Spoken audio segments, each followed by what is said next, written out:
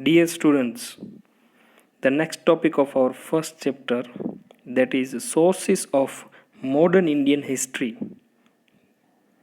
Now we'll see how the modern Indian history was stored, because each history is a record, right? So from which sources we get such kind of history, right?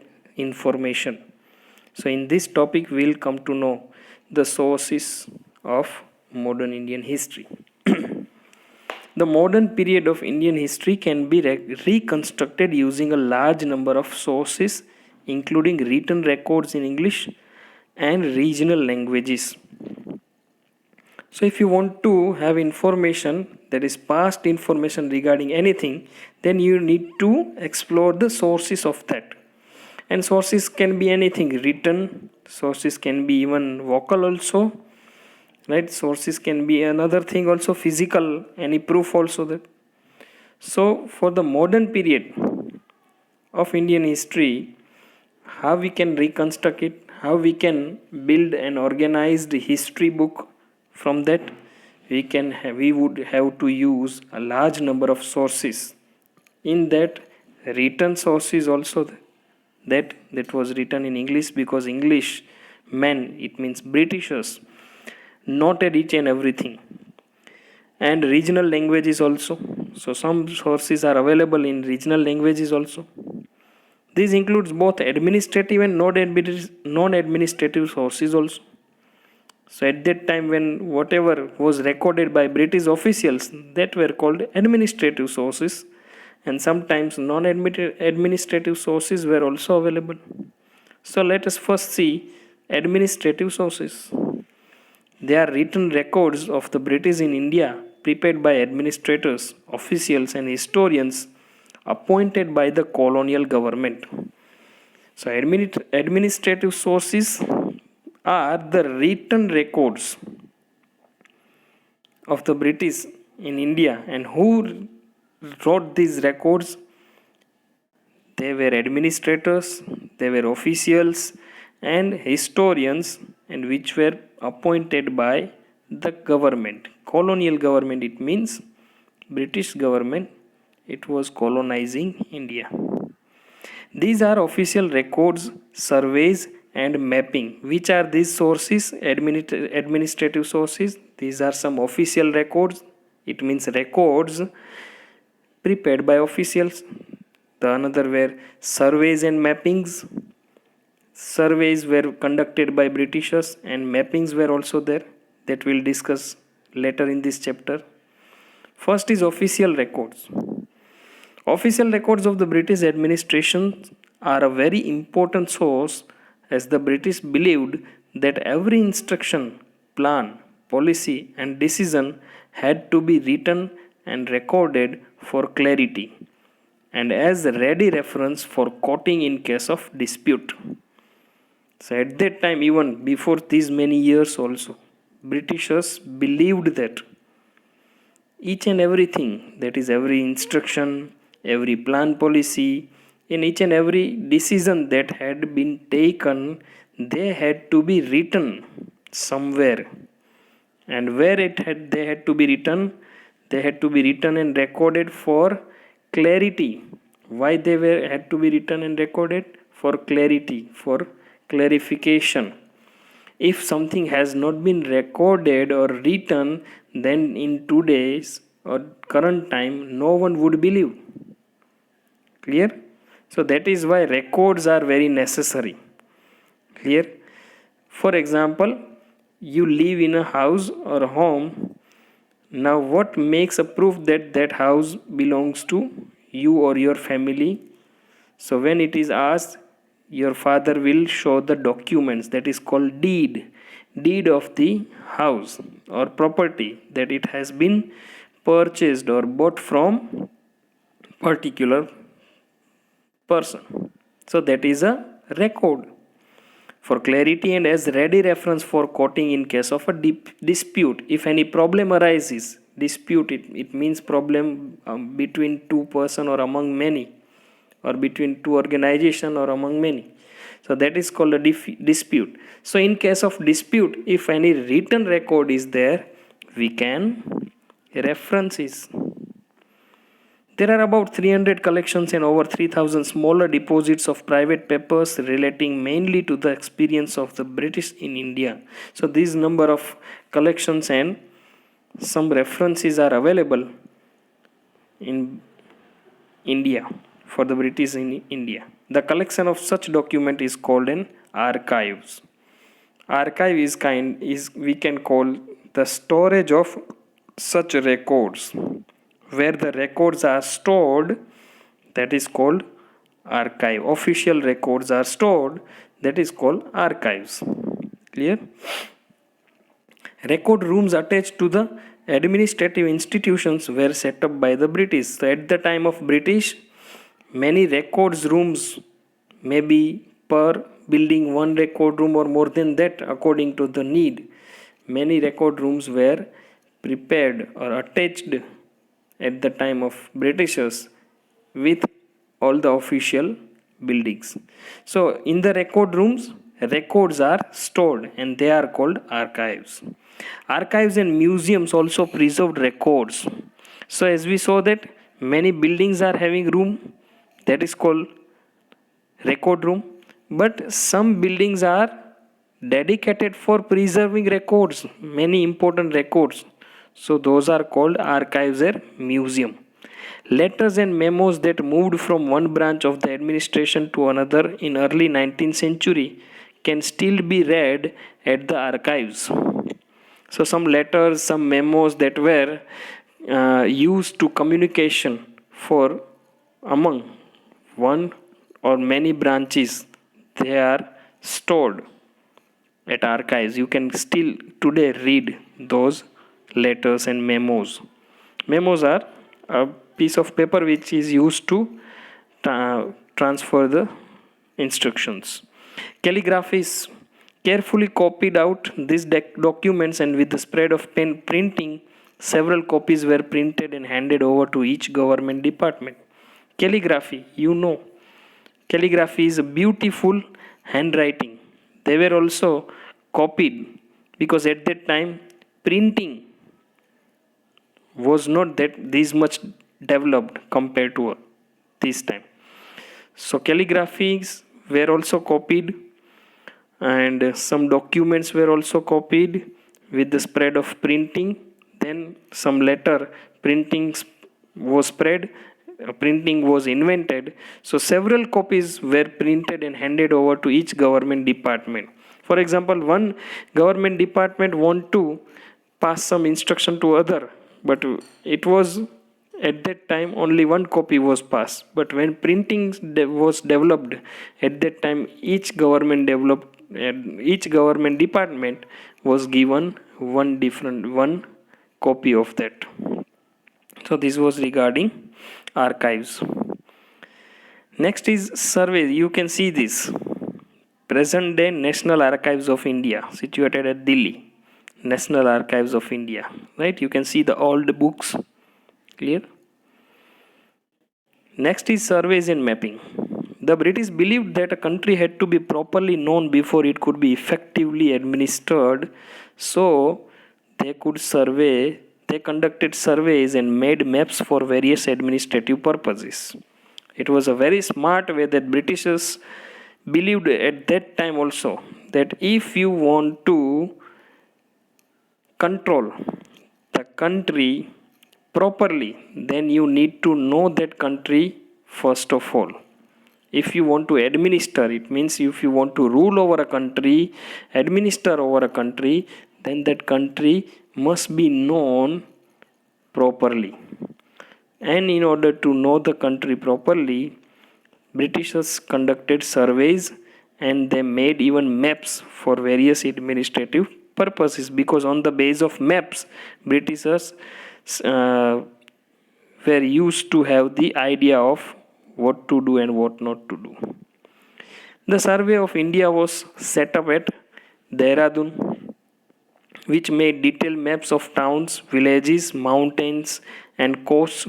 So, India, the whole surveys of India's was set up at Dehradun, Indian city, and over there, maps, town maps, villages maps, mountains and coastal areas maps were prepared. The map of Hyderabad region was made by Dr. H.W. Voysey in 1821. It was the first proper geological map made in India. So it was not something like that. They come to directly. They come to a perfect map of the country, because at that time, compared to this time, at that time, no any satellite privileges were there, no technological support were there, so it was very hard to prepare map at that time. Still, Dr. H.W. Voysey tried in 1821. The maps of the colonial period helped us know about the rural and urban patterns of settlements and how they have changed over a period of time. So at that time, what was the pattern of rural and urban settlements, how rural settlements were there. Rural, it means village settlements, urban, it means city settlements, and how the change occurred over there. So how can we analyze? On the basis of the records, the surveys, the maps prepared by Britishers. If they would not have prepared, we could not have any particular idea of how India was during, before, and after the Britishers. In villages, revenue surveys were conducted. As we know, revenue, it means tax, it means income for the government. So surveys for the revenue also conducted, because government wanted the perfect revenue, perfect income from all the villages. So they started having revenue surveys. From the end of 19th century, census operations were held every 10 years. It is also observed right now also. Every 10 years in our country, census operations are held. Census operation, it means counting of population, right? To prepare the detailed records of number of people in India. So at that time, this kind of surveys were done. You can see the photo of different kinds of birds. So it is somehow for some students strange. It is that why birds photos are there, but in surveys, some fauna surveys, flora surveys also included. See this, the British collected information about the flora and fauna of India, asking artists to make intricate sketches depicting them, right? You can see some duck, bat, parrot also. So that was regarding administrative sources. The next is non-administrative sources. The non-administrative sources are printed books, biographies and autobiographies, newspapers, magazines, letters, pamphlets, films, photographs, paintings, artifacts, and historical buildings. So all these we read are not administrative sources, because these are published not by government but by some private initiative. Books, biographies and autobiographies are story of self. Newspapers, magazines, letters, pamphlets, right? Let us see printed books. With the introduction of printing press, when the printing press started coming, more books were produced and were easily available for the common people. The collection of speeches delivered by Jawaharlal Nehru and Subhash Chandra Bose, or the 100 volumes of Gandhiji's collected works, are extremely important, as they place the past events in the correct perspective. So you can even find some information from these books also. So these are also a source of history, but as these are not from government, so these comes under the category of non-administrative sources. Dadabhai Naoroji's book Poverty and Un-British Rule in India. So it was written by Dadabhai Naoroji, a personnel which was not British government personnel. It attacked the British government's economic policies and is an important source for the economic history of this period. So during that, Dadabhai Nauroji, what he felt, what he saw, what he realized, he shared in this book written by himself, that is Un-British Rule in India, Poverty and Un-British Rule in India. So it is also an important source of history because you can have some information from that also. Then Sarat Chandra Chatterjee and Munshi Premchand also wrote about the peasants and the downtrodden. Downtrodden, it means those whose condition is not well. That is called downtrodden, right? So it is also an important source of history, because on that matter you can come to know that at the time of that British colonization, what was the situation and condition of peasants and the downtrodden. These books helped in the spread of the nationalist spirit among the masses. Government records, on the other hand, spoke only of the administrative measures taken during the period, suggesting what the British wished to preserve for posterity. So these non-administrative records help in the spread of nationalist spirit among the masses. Masses, it means people. So these books, as it was written by Indians, it helped spreading the nationalist feeling. More and more Indians, when coming into contact of these non-administrative records, they started developing the sense of freedom movement, nationalism in their heart. Whereas on other end, administrative records did not speak about this. Those records only spoke about the British measures taken, about the British wishes they want to preserve for the posterity. Posterity, it means next generation, right? What officials wanted to preserve for the posterities. Only those matters were there in the administrative records. Next is biographies and autobiography. As you know that biography and autobiography, it means to write the fact about one's self. A number of biographies and autobiographies were written by people during this period. Among these writers, there were many talented women who criticized the social differences between men and women. So many autobiographies suggested that it was obviously written by women. So that autobiographies suggested that there were biasness, unfairness on the women's side. Clear? Social differences were there between men and women. One of the most important writers of this period was Tarabai Shinde from Maharashtra. She wrote Stri Purush Tulna. So in that book, Stri Purush Tulna, she wrote about comparison of the situation and condition of man and women. Stri, women, Purush, men, Tulna means comparison.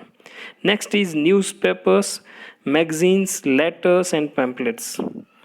A large number of newspapers, magazines and pamphlets were also printed throughout India. Many kind of things. Right now, nowadays, ample amount of newspapers and magazines and pamphlets are there. But at that time also, some numbers of magazines and pamphlets were printed in different languages. These are important sources because they include editorials, cartoons, news, and letters which throw light on various perspectives of society. Nowadays, also, these are very important sources for the information. We can come to know much information by these newspapers also, magazines also, pamphlets also, because they include some editorials which contain some important information, some cartoons which depict some concept or time, some news and letters which purpose is some perspective of society of regarding current time.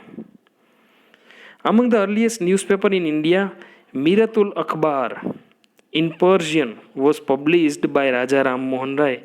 He was a great reformer, and Bal Gangadhar Tilak printed the Kesari in Marathi. These two were, one was a famous reformer, another was a famous nationalist. Both published different magazine by them. You can see the Kesari newspaper or magazine by Bal Gangadhar Tilak, a Marathi magazine. Next is photographs, paintings, and artifacts. It is also an important source because from historical photographs you also come to know that what was history. So we cannot ignore photographs, paintings, and artifacts. Photography, a new and valuable medium of art, captures historical moments for posterity and facilitates a near perfect historical representation. So photography, it was since it started, it was a very new and valuable medium of art. Nowadays also in the newspapers, at that time in newspapers also black and white photographs were there.